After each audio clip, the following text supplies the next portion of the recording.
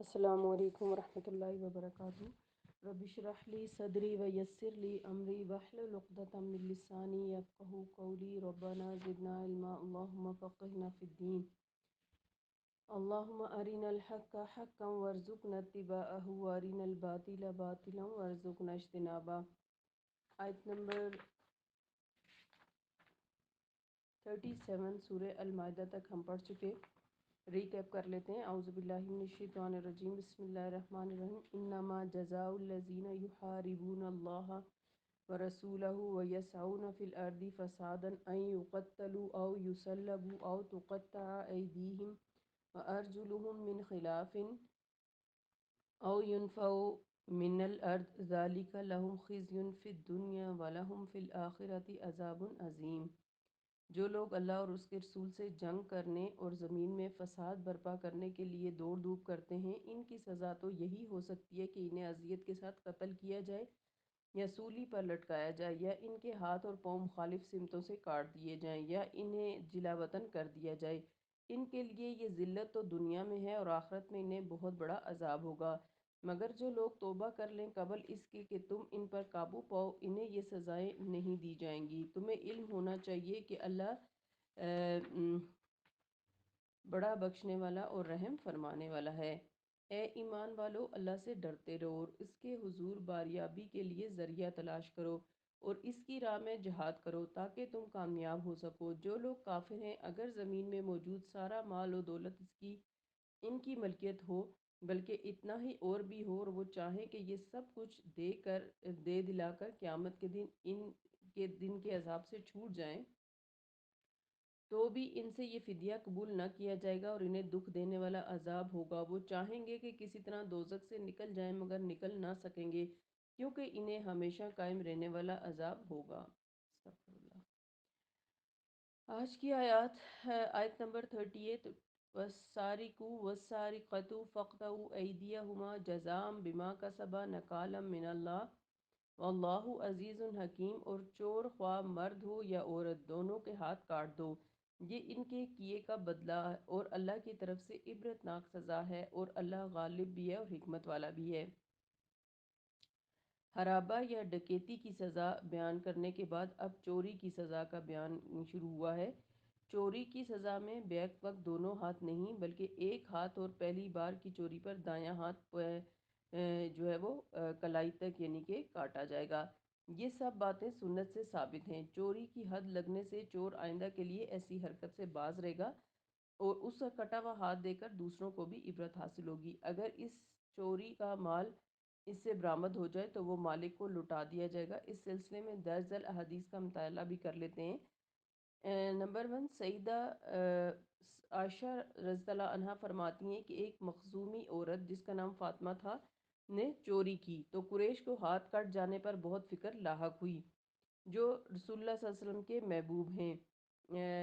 تو قریش کو ہاتھ کٹ جانے پر بہت فکر لاحق ہوئی، کہنے لگے کون ہو سکتا ہے جو اس سلسلے میں رسول اللہ صلی اللہ علیہ وسلم سے بات کرے، اور اسامہ رضی اللہ عنہ نے رسول اللہ صلی اللہ علیہ وسلم سے گفتگو کی، کیونکہ اسامہ رضی اللہ عنہ آپ صلی اللہ علیہ وسلم کو بہت زیادہ پیارے تھے، محبوب تھے۔ چنانچہ قریش کے کہنے پر اسامہ رضی اللہ عنہ نے آپ صلی اللہ علیہ وسلم سے فرمایا، کیا تم اللہ کی حدود میں سے ایک حد کے بارے میں سفارش کرتے ہو؟ آپ صلی اللہ علیہ وسلم نے واپس اسامہ کو یہ جواب دیا۔ پھر آپ صلی اللہ علیہ وسلم خطبہ دینے کے لیے کھڑے ہوئے اور فرمایا، لوگوں، تم سے پہلے لوگ صرف اس وجہ سے گمراہ ہوگے کہ اگر ان میں سے کوئی طاقت والا آدمی چوری کرتا تو اسے چھوڑ دیتے، اور جب کوئی کمزور آدمی چوری کرتا تو اس پر حد لگاتے، اور اللہ کی قسم اگر محمد کی بیٹی فاطمہ بھی چوری کرتی تو میں اس کا ہاتھ بھی کاٹ دیتا۔ یہ صحیح بخاری کی حدیث ہے۔ ایک روایت میں ہے کہ آپ صلی اللہ علیہ وسلم نے اس عورت کا ہاتھ کاٹ دینے کا حکم دیا، اس کے بعد وہ میرے پاس آیا کرتی تو میں اس کی حاجت رسول اللہ صلی اللہ علیہ وسلم تک پہنچا دیا کرتی۔ اس نے توبہ کی اور اس کی توبہ اچھی رہی۔ صحیح بخاری کی یہ حدیث ہے۔ دوسرا، چوری کی تعریف اور چور پر حد لگنا۔ سیدہ عائشہ رضی اللہ عنہا کہتی ہیں کہ رسول اللہ صلی اللہ علیہ وسلم نے فرمایا، چور کا ہاتھ چوتھائی دینار یا اس سے زائد پر کاٹ دیا جائے گا۔ یہ صحیح بخاری کی حدیث ہے۔ تیسری حدیث ہے سیدنا عبداللہ بن عمر رضی اللہ عنہما کہتے ہیں کہ آپ صلی اللہ علیہ وسلم نے ایک ڈھال چرانے پر ہاتھ کاٹا جس کی قیمت 3 درہم تھی، یہ بھی صحیح بخاری کی حدیث ہے۔ چوتھی حدیث ہے سیدنا ابو ہریرہ رضی اللہ عنہ کہتے ہیں کہ آپ صلی اللہ علیہ وسلم نے فرمایا اللہ چور پر لعنت کرے، ایک انڈا چوری کرتا ہے تو اس کا ہاتھ کاٹا جاتا ہے اور ایک رسی چوری کرتا ہے تو اس کا ہاتھ کاٹا جاتا ہے، یہ صحیح بخاری کی حدیث ہے۔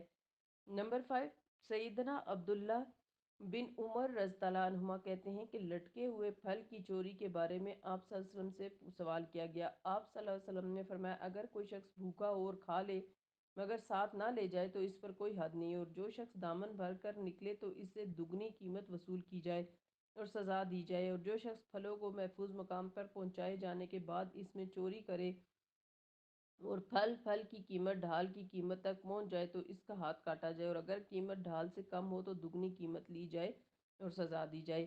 آپ صلی اللہ علیہ وسلم نے فرمایا، چھٹی حدیث ہے خائن، لٹیرے اور چکے پر ہاتھ کاٹنے کی سزا نہیں ہے۔ ساتویں حدیث ہے آپ صلی اللہ علیہ وسلم نے فرمایا جنگ کے دوران میدان جنگ میں ہاتھ کاٹنے کی سزا نہیں دی جائے گی۔ اس کی وجہ غالباً یہ ہے کہ میدان جنگ میں سب لوگ مسلح ہوتے ہیں، اگر سزا پانے والا طیش میں آ کر کوئی غلط حرکت کر بیٹھے تو یہ عین ممکن ہے کہ اپنے ہی لشکر میں انتشار پیدا کر دے گا، لہٰذا صرف چوری کی حد نہیں بلکہ ہر قابل حد یا قابل تعزیر جرم کی سزا کو مؤخر کر دیا جائے گا، یعنی جنگ کے بعد ان کا فیصلہ ہوگا۔ نیز سیدنا عمر رضی اللہ عنہ نے قید کے ایام میں چوری پر ہاتھ کاٹنے کی سزا کو موقوف کر دیا تھا، کیونکہ قید تھا، لوگ بھوکوں مر رہے تھے، اور ان کا استدلال اس واقعے سے تھا کہ دور نبوی میں عباد بن شرحبیل نے کسی کھیت سے غلہ لے لیا، کھیت کے مالک نے عبادہ بن شرحبیل کو پکڑ لیا اور اسے مارا اور اس کا کپڑا چھین لیا، پھر اسے پکڑ کر رسول اللہ صلی اللہ علیہ وسلم کے پاس لے آیا تو آپ صلی اللہ علیہ وسلم نے مالک سے فرمایا اگر یہ نادان تھا تو نے اسے تعلیم کیوں نہ دی، اور اگر یہ بھوکا تھا تو نے اسے کھانا کیوں نہ دیا؟ چنانچہ آپ صلی اللہ علیہ وسلم نے اس بھوکے چور کو کوئی سزا نہیں دی بلکہ مالک نے اسے کپڑا واپس کیا اور غلہ بھی دیا۔ یہ سنن ابی داؤد کی حدیث ہے۔ نمبر 8، کسی کی چوری جب عدالت میں ثابت ہو جائے تو اس کا ہاتھ کا ضرور کاٹا جائے گا، اور مقدمہ عدالت میں پہنچنے سے بیشتر اگر مالک چور کو معاف کر دے تو یہ جائز ہے، مگر عدالت میں پہنچنے کے بعد معاف نہیں کر سکتا۔ چنانچہ سیدنا صفوان بن امیہ رضی اللہ عنہ ایک دفعہ مسجد میں اپنی چادر کا تکیہ بنا کر سوئے ہوئے تھے کہ ایک شخص آیا اور اس نے آہستہ سے وہ چادر سر کے نیچے سے کھینچ لی، اتنے میں سفیان بن امیہ جاگ اٹھے اور وہ اسے پکڑ کر رسول اللہ کے پاس لے آئے۔ آپ صلی اللہ علیہ وسلم نے اس کا ہاتھ کاٹنے کا حکم دیا۔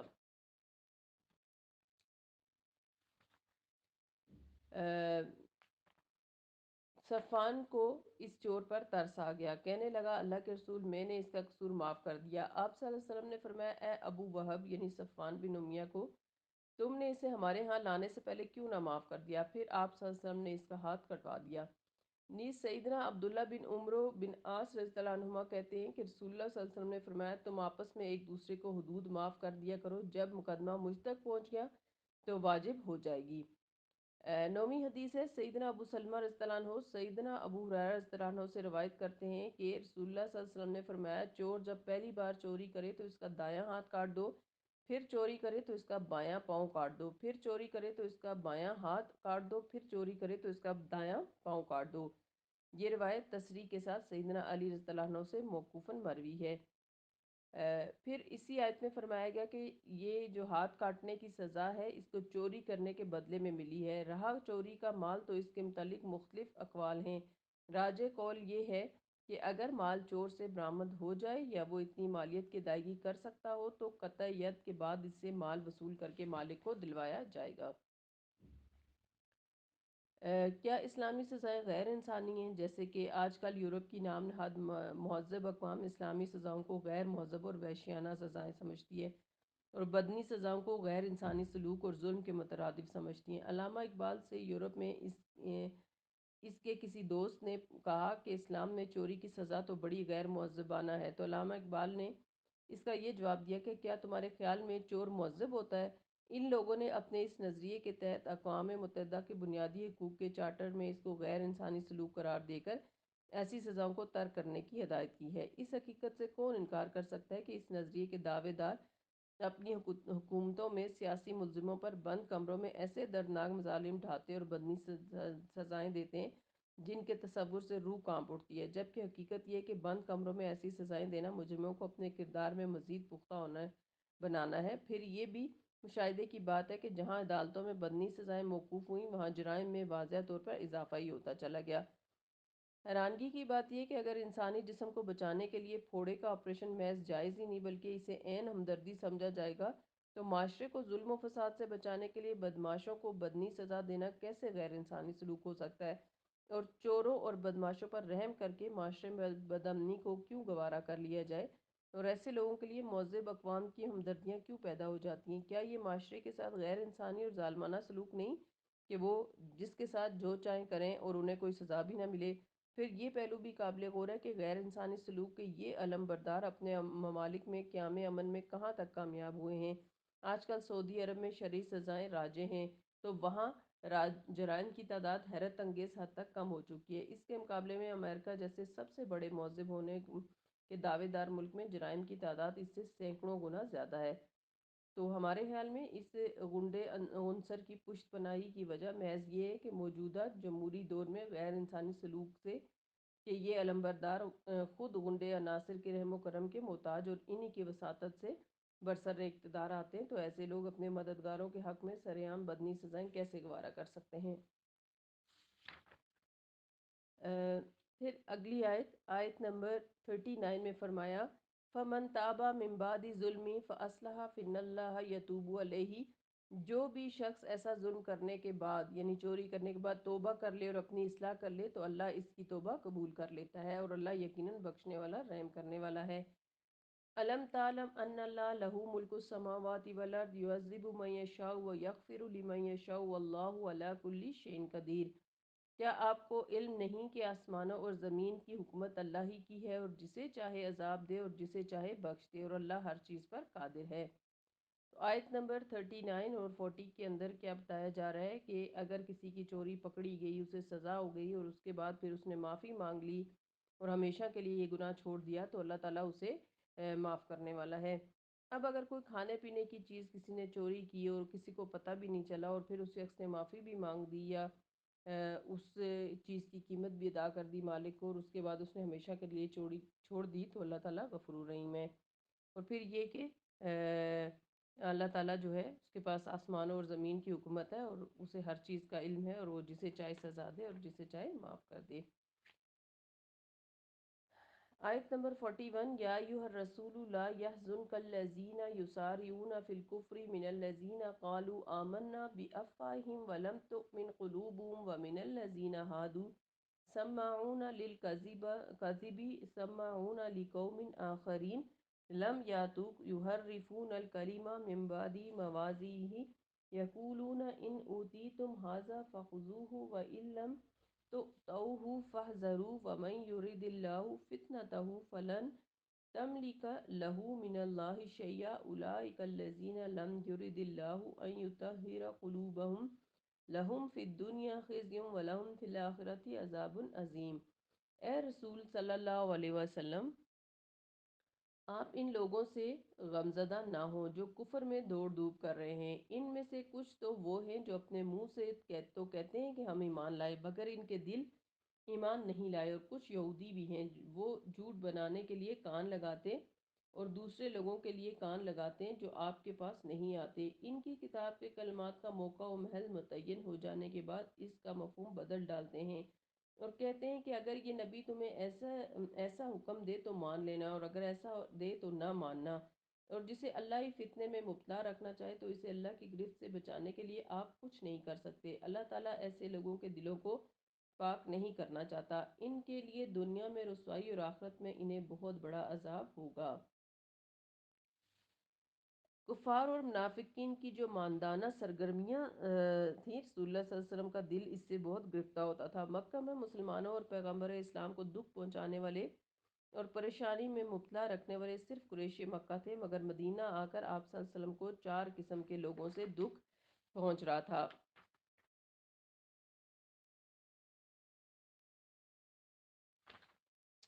ایک منافقین، دوسرے یہود، تیسرے مشرکی قبائل عرب اور چوتھے مشرکین مکہ، جنہوں نے فتح مکہ تک اپنے ماندانہ سرگرمیوں میں کوئی کسر اٹھا نہیں رکھی تھی۔ تاہم اس آیت میں صرف دو قسم کے لوگوں کا ذکر آیا، ایک منافقین، دوسرے یہود۔ ان کی ماندانہ سرگرمیاں بھی طرح طرح کی تھیں۔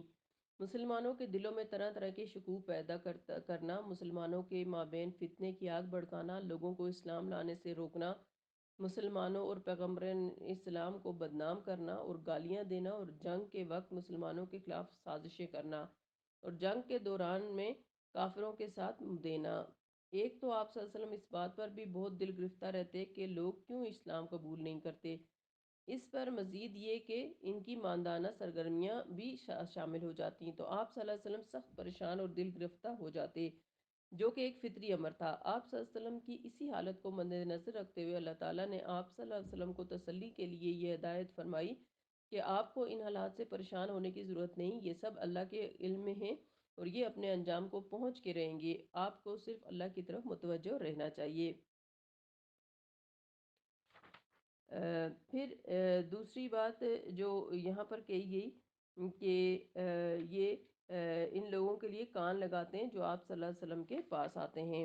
زانی جوڑے کی سزا، اس آیت میں ایک واقعے کی طرف اشارہ ہے۔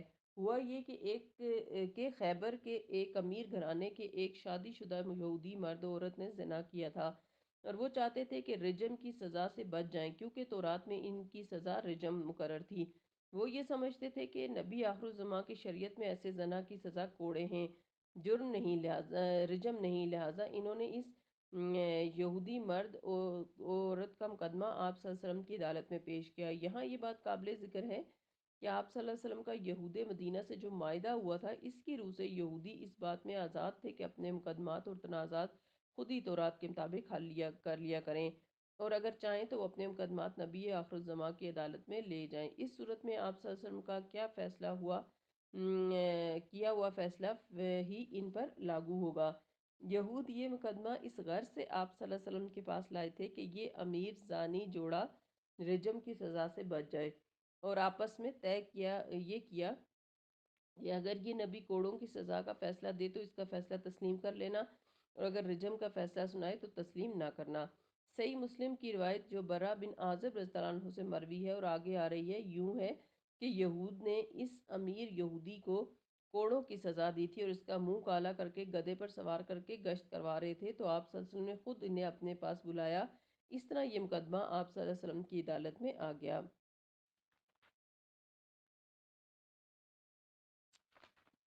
یہودی تورات کے متبع تھے، نہ نبی صلی اللہ علیہ وسلم کے، یعنی کسی کی بھی اتباع نہیں کرتے تھے۔ فتنے کا مطلب یہ ہے کہ دراصل وہ تو رات کی اتباع کرنے پر تیار نہ تھے، نہ نبی صلی اللہ علیہ وسلم کے فیصلے کو تسلیم کرنے کے لیے تیار تھے، بلکہ اپنے نفس کی خواہش کی پیروی کر رہے تھے۔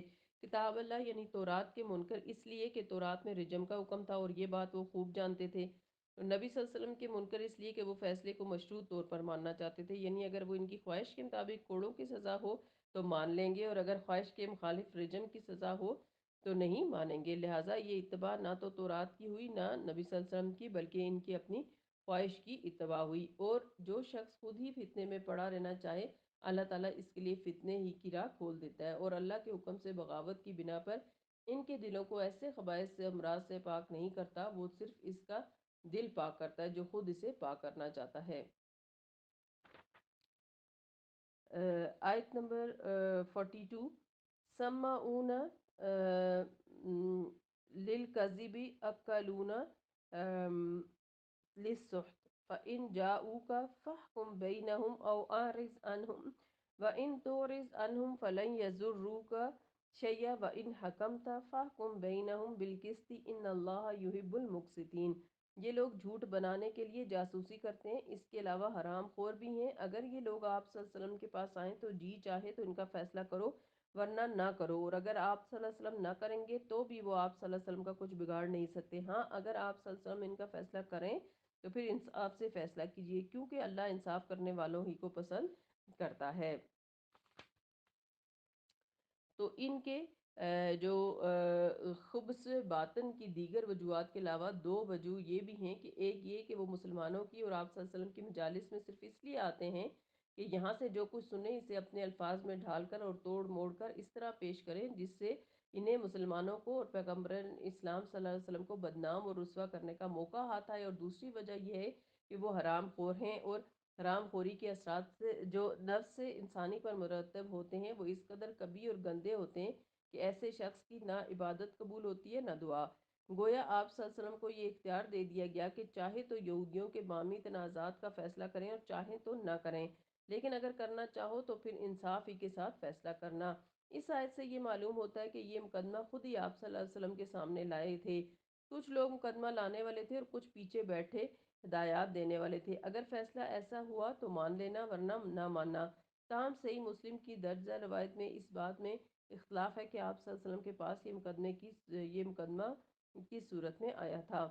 مرد اور عورت کے زنا کا مقدمہ۔ برا بن عازب رضی اللہ عنہ کہتے ہیں کہ نبی صلی اللہ علیہ وسلم کے سامنے ایک یہودی نکلا جس کا منہ کالا کیا گیا تھا اور کوڑے مارے گئے تھے۔ رسول اللہ صلی اللہ علیہ وسلم نے یہود کو بلایا اور ان سے پوچھا، کیا تم اپنی کتاب میں زانی کی یہی سزا پاتے ہو؟ انہوں نے کہا ہاں۔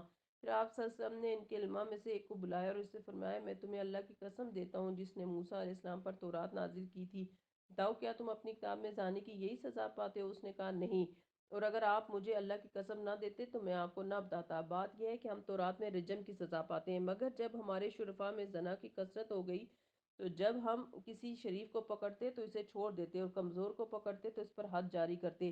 پھر ہم نے آپس میں کہا کہ ایسی سزا پر متفق ہو جائیں جسے شریف اور رذیل سب پر نافذ کر سکیں، تو ہم نے کوڑے مارنا اور منہ کالا کرنا نافذ کر دیا۔ آپ صلی اللہ علیہ وسلم نے فرمایا، اے اللہ، سب سے پہلے میں تیرے اس حکم کو زندہ کرتا ہوں جبکہ ان لوگوں نے اس کو مردہ کر دیا ہے۔ پھر آپ صلی اللہ علیہ وسلم نے اسے رجم کرنے کا حکم دیا اور وہ رجم کیا گیا۔ تب یہ آیت نازل ہوئی، یا ایھا الرسول یا لا یحزنک الذین۔